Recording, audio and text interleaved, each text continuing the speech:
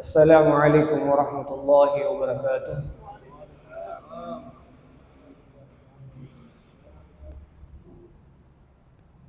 Hadirin hadirat rahimakumullah, sebelum kita mulai pengajian kita pada malam hari ini, mari kita bertabarruk dengan bacaan suratul Fatihah. Mudah-mudahan dengan barokah bacaan suratul Fatihah menghadirkan kemudahan serta diberikannya kita taufik untuk memahami serta mengamalkan apa yang hendak kita kaji bersama. Nawina ala ma nawasidul wujud, nawina ala ma nawaghusul zaman, nawina ala ma nawal mustami'un ala hadhihi an-niyah wa ala kulli niyatin salihah wa ila hadratin nabi sallallahu alaihi wasallam. Al-Fatihah.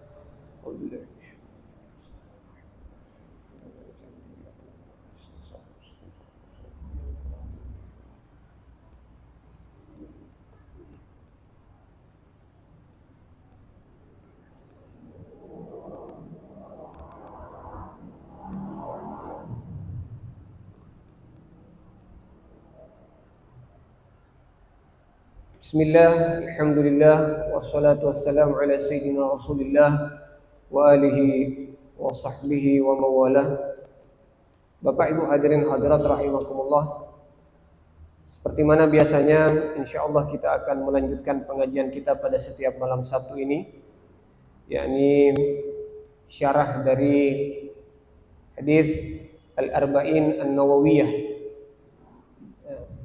dari salah satu dari sekian banyak kitab syarah beliau yang insyaallah kita akan jadikan rujukan dalam kajian kita pada malam hari ini adalah kitab yang disusun oleh Sayyidil Imam Muhammad ibn Abdullah Al-Jurdani, yang judul kitabnya adalah Al-Jawahirul Lu'lu'iyah fi Syarhil Arba'in An-Nawawiyah.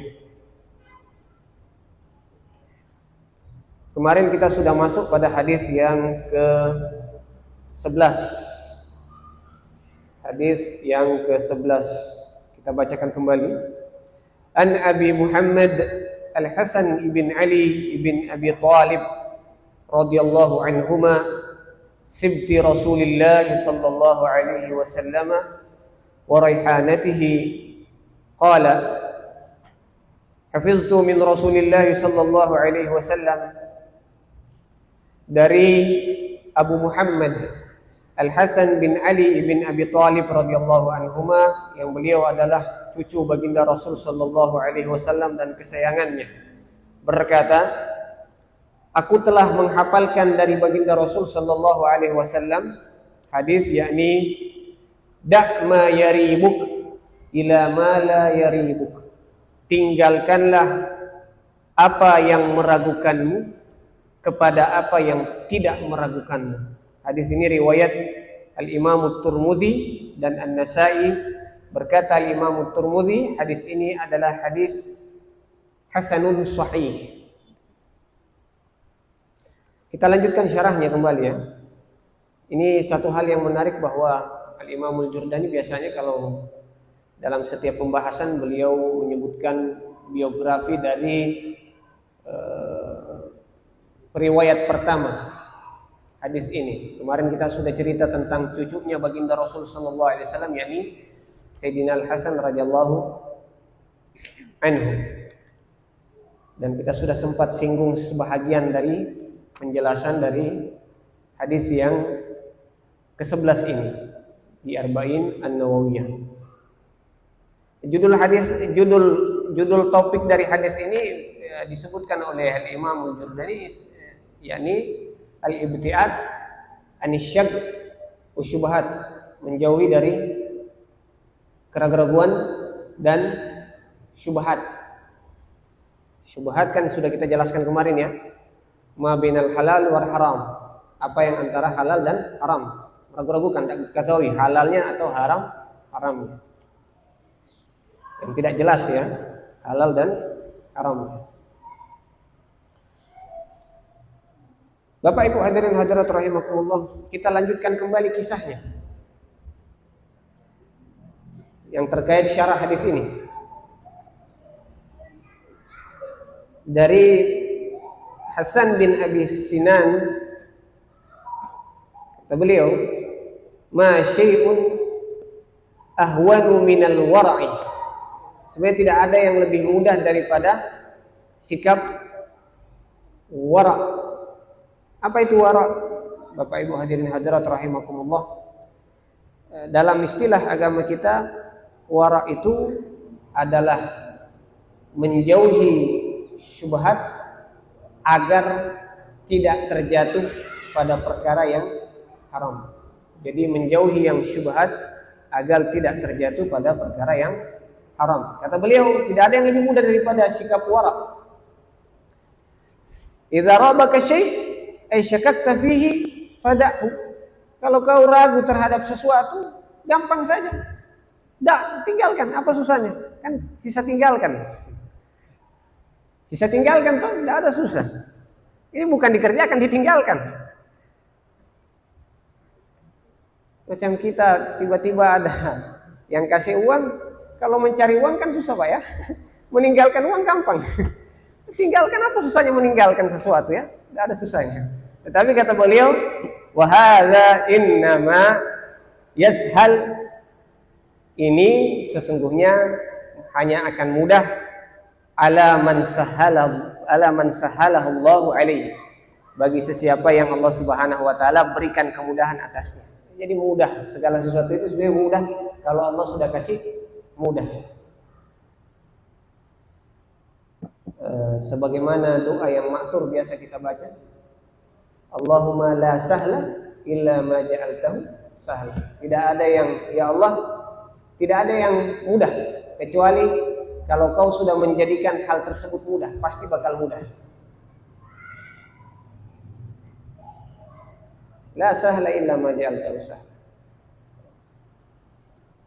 Wa man sama, disebutkan bahwasanya ada seorang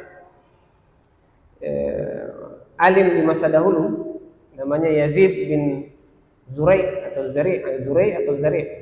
Yazid bin Zurai. Mungkin ini di masanya tabi'in atau tabi'in. Kira-kira seperti yang jelas masa aslaf ya. Mendapati tidak kurang dari 500,000 min mirathi abihi. Warisan ayahnya sebanyak 500.000. Dan disebutkan di sini Pak, 1.000 dinar atau 1.000 dirham? Kalau 500.000 dirham sudah banyak itu. Karena dirham itu kan mata uang perak ya. Kalau dinar mata uang emas. Kalau 500.000 dirham sudah banyak, apalagi kalau dinar. Dirham sudah banyak, apalagi kalau dinar. Falam yaqulha. Tapi Yazid bin Zurai tadi ini tidak mau ambil sama sekali. Kenapa waktu ditanya? Karena buat beliau ya, dalam pemahaman beliau, harta itu adalah harta yang meragu-ragukan, syubhat. Soalnya bapaknya kerja di kesultanan, pemerintahan ya. Jangan dianggap, ini kan menurut beliau, ini waraknya orang-orang pilihan. Waraknya orang-orang pilihan. Bukan berarti Pak, tidak boleh buat kita untuk menikmati harta dari kerja di pemerintahan ya. Kalau kita istilahkan seperti sekarang ini PNS, tidak ada masalah. Yang penting Anda amanah. Anda yakin bahwa apa yang selama ini Anda upayakan adalah harta yang halal. Kan apalagi kita sudah bahas kemarin Pak ya. Syubhat itu hukumnya khilaf di kalangan ulama. Ada perbedaan ulama. Tetapi yang menjadi kalam yang merjuh atau pandangan yang merjuh, pandangan yang jadi pegangan indana syafi'iyin, di kalangan kita ulama syafi'iyin ini adalah bahwa semua yang syubhat itu Pak, hukumnya adalah apa? Boleh-boleh saja. Boleh saja, cuma makruh. Boleh. Tapi makruh. Artinya kalau ditinggalkan itu lebih baik. Kalau dikerjakan juga atau dilakukan diambil tidak dapat dosa sama sekali ya. Tidak ada hukum buat hal yang sifatnya syubhat. Saya tidak ada ikop ya, tidak ada ikop untuk mereka yang melakukan atau mengambil sesuatu yang sifatnya syubhat. Kita lanjutkan kembali. Wa qila li Ibrahim bin Adham, ala tashrab min ma'i Zamzam? Faqala, law kana li dalmun la syaribtu. Nah, ini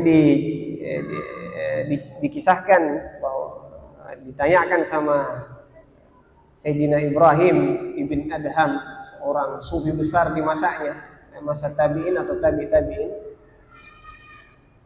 Apakah kamu tidak mau minum air Zamzam? Katanya, saya mau minum, asalkan ada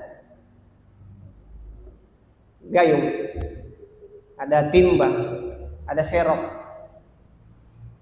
Sambil mengisyaratkan, ada memang serok, tapi serok itu dari harta raja.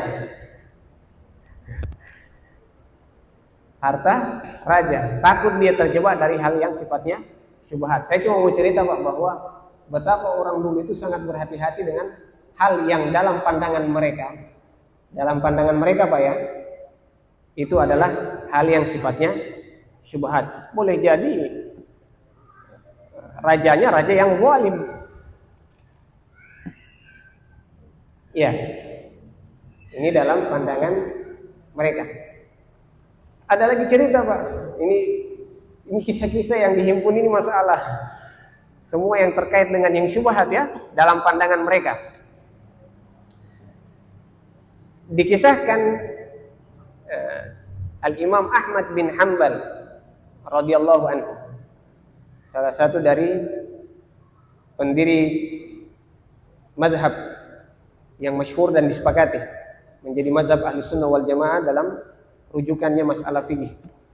Kita kan kenal Imam Hanafi, Imam Malik, Imam Syafi'i, Imam Hanbal, Ahmad bin Hanbal. Punya satel. Satel itu apa? Ember yang beliau titipkan di salah seorang pemilik toko di kota Makkah. Dititip ini ember. Tatkala Imam Ahmad bin Hanbal mau ambil dia punya ember Pak dari pemilik toko tadi, maka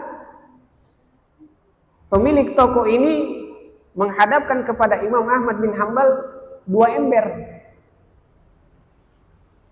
Berkata Imam Ahmad, aduh, saya ragu, mana ember saya? Karena dua. Sudah, huwalaka. Ente ambil sudah ini ember. Jangan lagi ente kasih saya. Ambil saja ini ember. Wa qala al-baqqal satluka hadza. Berkata si pemilik toko, ini embermu. Ini nih, ini embermu. Sudah dikasih lihat sama pemilik toko tahu mana ember yang miliknya Imam Ahmad, mana yang bukan. Ini milikmu. Dikasih tunjuk.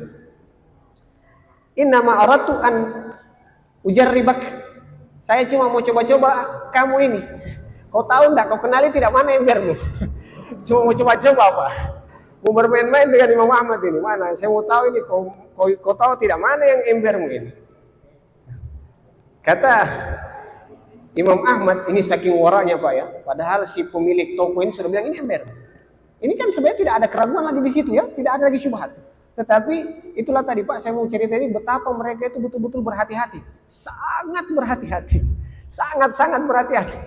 Kalau kita kan sebenarnya sudah tidak ada lagi keraguan ya, sudah dikasih tahu pemilik ember ini embermu, ambil. Kata Imam Ahmad, la akhizu. Saya tidak bakal ambil. Akhirnya Imam Ahmad pergi dan meninggalkan ember tersebut. Kenapa? Karena Imam Ahmad menganggap hal itu adalah hal yang meragu-ragukan buat beliau. Sebenarnya kalau dalam konteks kita sah-sah saja Imam Ahmad ambil Pak. Sudah dikasih tahu kok sama si pemilik ember. Tetapi di sini kita mau ambil pelajaran betapa orang dulu itu benar-benar mereka memiliki perhatian yang besar bahwa apa yang mereka mau bawa di alam akhiratnya nanti mereka tidak mau tercampur dengan hal-hal yang sifatnya syubhat. Takut-takut nanti terbiasa dengan syubhat jatuh kepada yang haram. Ini perhatian mereka, pandangan mereka jauh ke depan, ke masa yang abadan abadah, abadi selama-lama, negeri akhir. Ada istilah orang sekarang, aduh Ustaz, sedangkan yang haram saja susah, apalagi yang halal. Jangan tanya yang syubhat. Ya Allah, naudzubillah summa naudzubillah min dzalik. Qila, disebutkan bahwasanya inna tanawala syubhat yu'mi qulubal mu'minin. Kebiasaan mengambil yang haram atau mengkonsumsi kebiasaan mengambil atau mengkonsumsi hal-hal yang sifatnya syubhat, meragu-ragukan ya antara halal dan haram, tidak tahu mana halal, apakah ini halal atau haram. Itu bisa menyebabkan hati orang yang beriman menjadi buta, mati. Wa yansha' minhu a'malun mazmumatun tukhalifu a'malas shalihin. Dan bisa menyebabkan bermunculan amal-amal yang buruk, hina, yang pada dasarnya menyelisihi amal orang-orang saleh. Kebiasaan apa Pak? Kebiasaan dengan hal-hal yang sifatnya syubhat. Jadi tidak bagus itu, membiasakan diri dengan hal-hal yang sifatnya syubhat.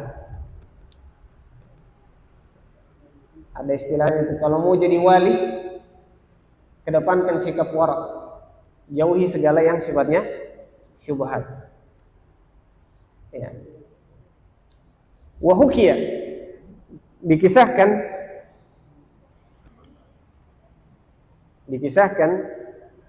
ada seorang imam namanya Ahmad bin Nasr ad-Daqqaq. Ahmad bin Nasr ad-Daqqaq, annahu qala, ini dari aslaf, berkata, satu kali saya tersesat di jalan, sehingga saya capek cari-cari jalan. Akhirnya saya kehausan.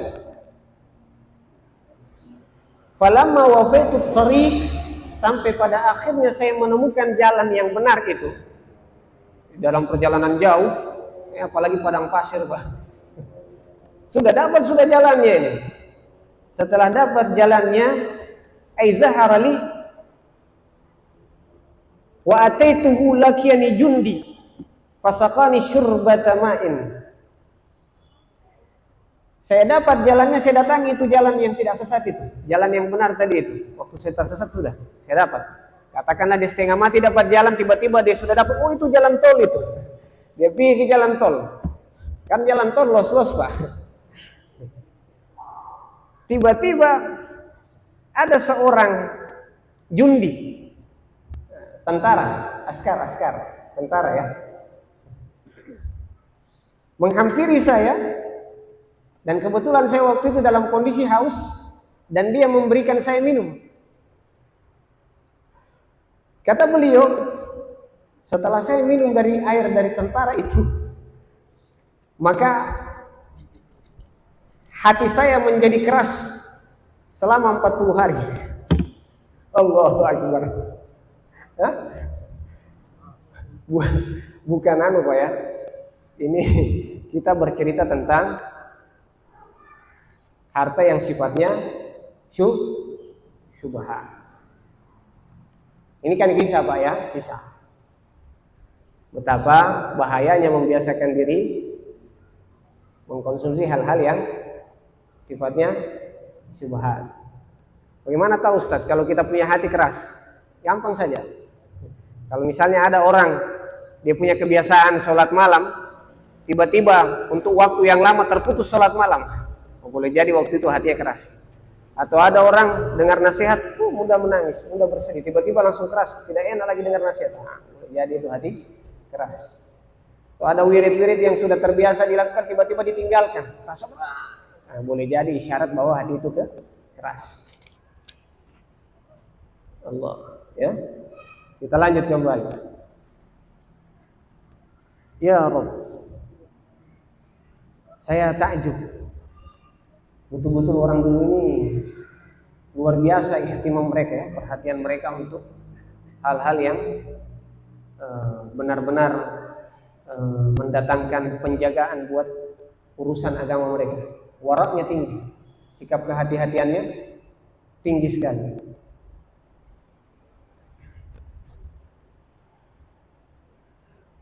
Wahukia, kisah lagi Pak.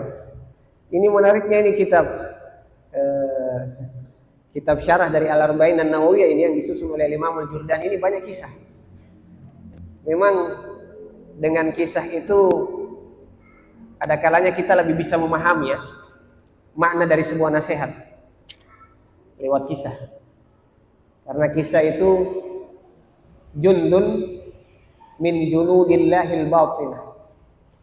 Sebagaimana yang disebutkan oleh Imam Junaid Al-Baghdadi, Sayyidut Taifah, tentara dari tentara-tentara Allah Subhanahu wa taala yang tugasnya menguatkan hati agar tegak di jalan yang benar, istiqomah di jalan kebaikan.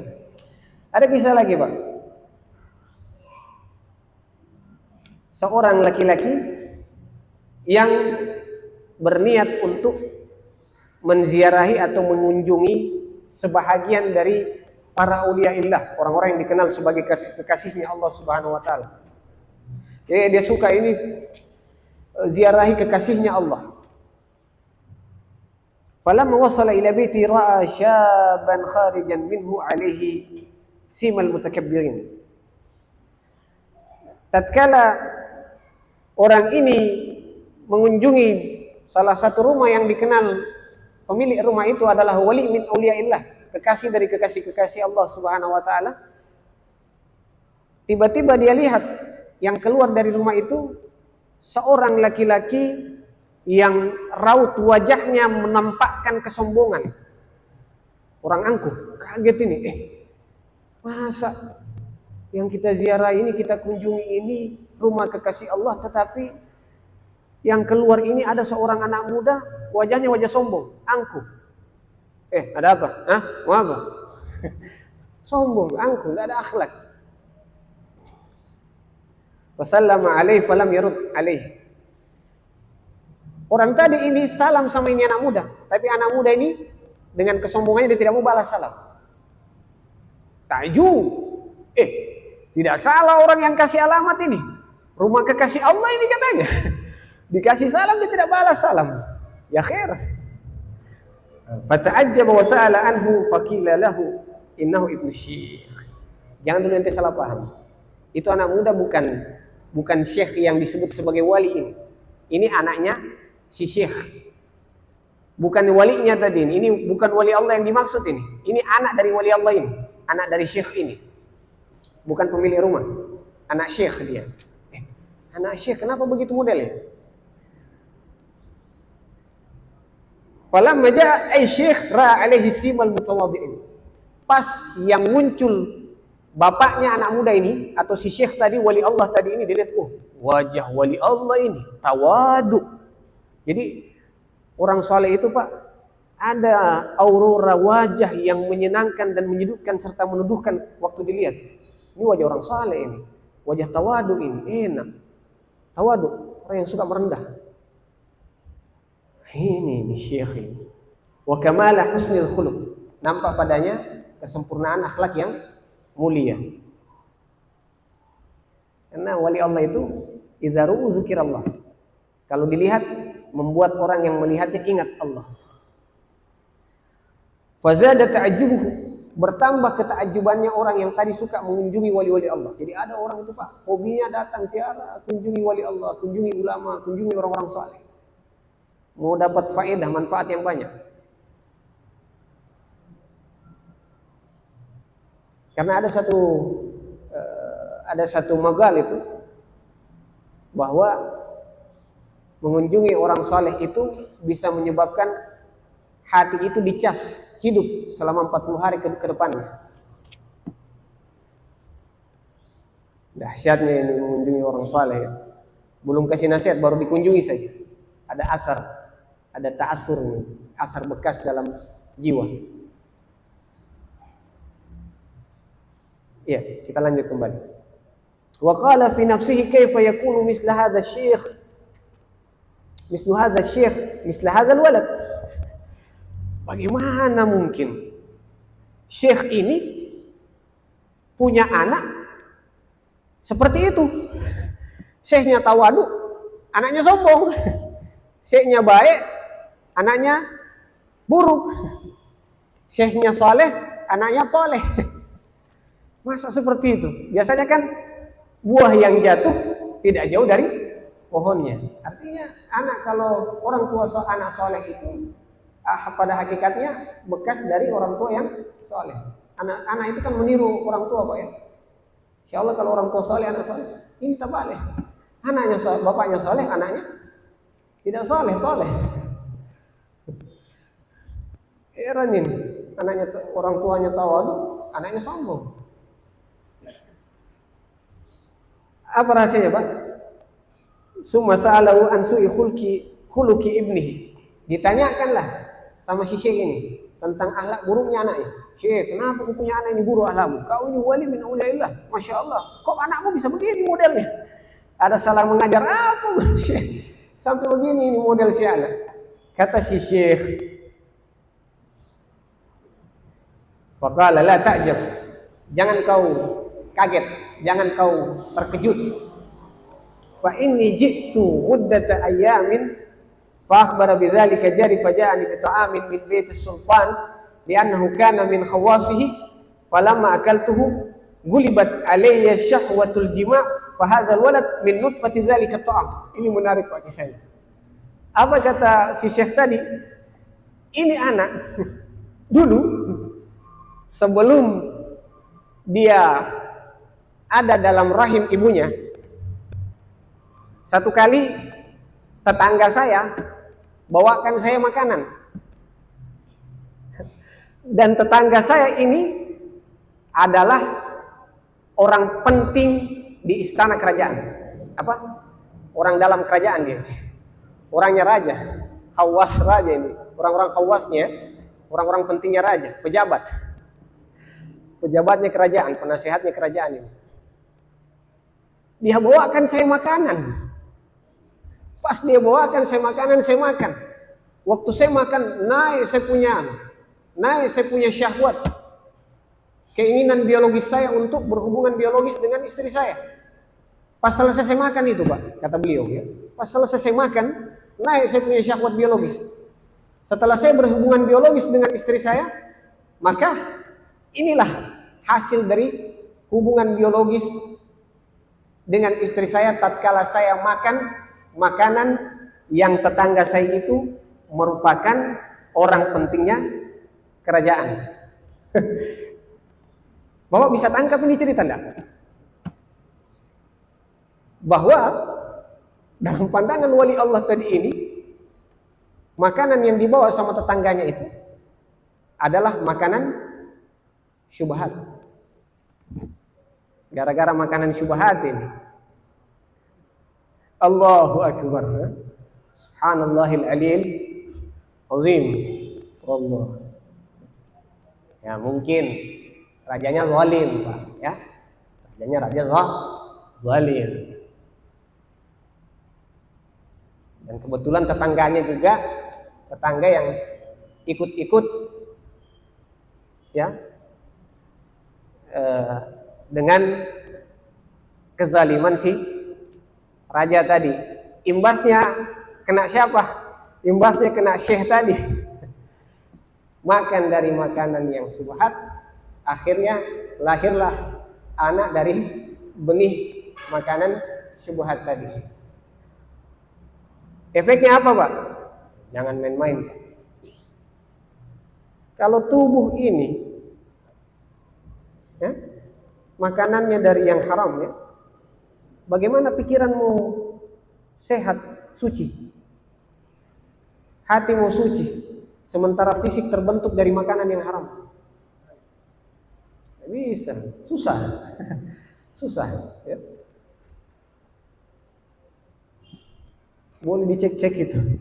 Kalau anak sampai dewasa balik, sampai sudah berjenggot, sudah putih rambut apa masih nakal, jangan-jangan dulu orang tuanya kasih makan makanan yang haram.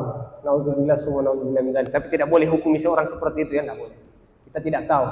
Karena bisa saja orang tua saleh, anak durhaka. Sama seperti kisahnya Nabi siapa Pak? Nabi Nuh ya? Hah? Nabi Nuh ya? Nabi Nuh.